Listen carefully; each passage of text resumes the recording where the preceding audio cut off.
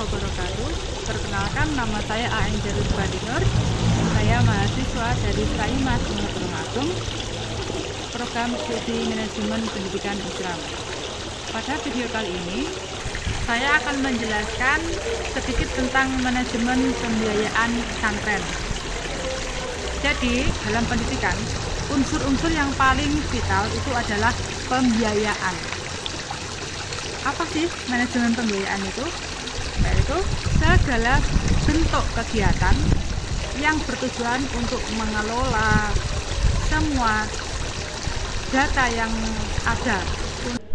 Manajemen pembiayaan pesantren yaitu semua bentuk kegiatan yang dilakukan untuk mengelola sumber daya dan juga keuangan pesantren untuk mencapai tujuan yang sudah ditentukan pesantren tersebut. Adapun fungsi manajemen pembiayaan yaitu memudahkan pengelolaan dan juga pertanggungjawaban agar mencapai tujuan secara efektif dan efisien. Yang kedua, memudahkan mengalokasikan dana sesuai dengan anggaran yang sudah ditetapkan. Ada untuk pembiayaan pegawai dan juga fungsi lain untuk mengalokasikan dana sesuai dengan anggaran yang sudah ditetapkan, seperti ruang kerja, dana pegawai, dan dana-dana yang lain yang sudah teranggarkan sebelumnya. Proses manajemen pembiayaan itu ada 3. Yang pertama, penganggaran atau budgeting, di mana kita dalam penganggaran ini merencanakan semua yang akan dilaksanakan. Yang kedua, actuating, yaitu pelaksanaan. Setelah kita menganggar, kita melakukan pelaksanaan. Yang ketiga, evaluating, yaitu mengevaluasi dari perencanaan dan juga pelaksanaan ini apakah sudah sesuai dengan yang diharapkan apa belum. Jadi ketiga tahapan ini harus ada di dalam manajemen pembiayaan agar manajemen tersebut bisa mencapai tujuan yang efektif dan juga efisien. Segala macam manajemen atau pengaturan itu pasti mempunyai kelemahan. Adapun kelemahan manajemen pembiayaan di sini adalah 1, mungkin bisa dari lemahnya SDM. Jadi di dalam manajemen pesantren tersebut sumber dayanya lemah, baik itu pengelolanya atau santrinya. Kedua, tidak relevan dengan data yang sudah dirumuskan sebelumnya.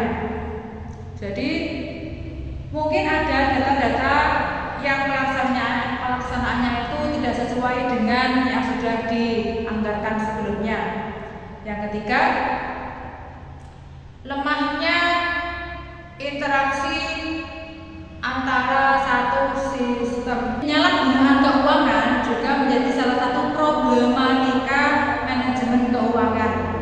Selanjutnya yaitu minimnya dana operasional pesantren. Terus problematika selanjutnya adalah data yang penuh manipulasi. Nah, data ini seharusnya sesuai dengan yang sudah dianggarkan sebelumnya. Tapi biasanya kelemahan SDM pegawai ini bisa menjadikan manipulasi data. Jadi, dimanapun kita berada, baik pembiayaan pesantren maupun di luar pesantren, itu pasti ada problematika. Maka dari itu, kita bisa meminimalisir problematika tersebut dengan mengadakan manajemen pembiayaan.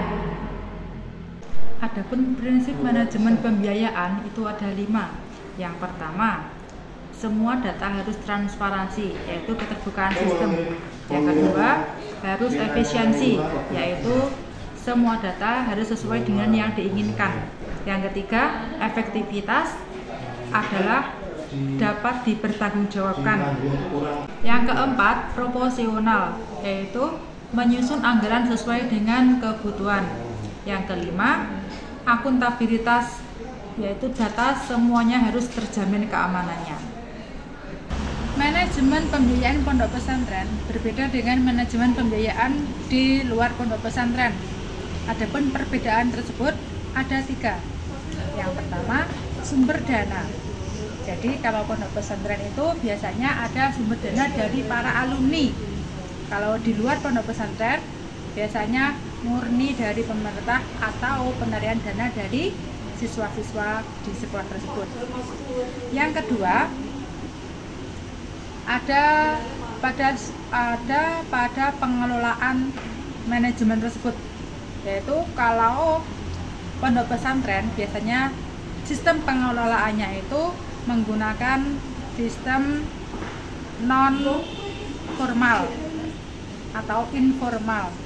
Kalau pembiayaan di luar pesantren itu biasanya menggunakan sistem formal atau pengelolaan tersebut datanya terperinci secara resmi. Sama-sama sebenarnya juga sama-sama terperinci. Cuman kalau di pondok pesantren itu tidak resmi, tidak menggunakan materai atau dan sebagainya. Kalau di luar pesantren biasanya resmi dan menggunakan materai ataupun kertas hologram. Terima kasih, sekian sedikit pembahasan dari saya. Ada kurang lebihnya saya mohon maaf. Wabillahi taufiq wal hidayah. Wassalamualaikum warahmatullahi wabarakatuh. See you next time.